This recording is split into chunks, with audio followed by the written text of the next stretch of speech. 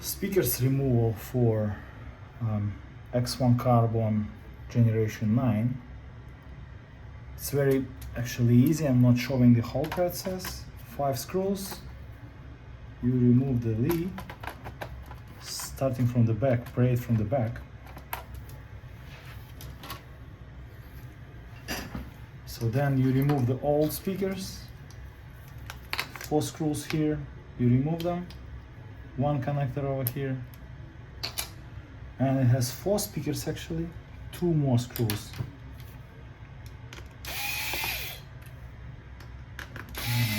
2. Another connector.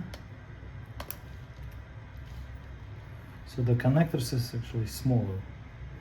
They are different. 4 and 5 pins, so you're not gonna mess. No way to plug in into the wrong port.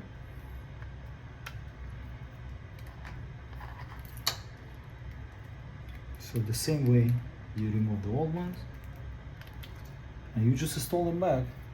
So make sure you run the same route, because if it goes on top or wrong way,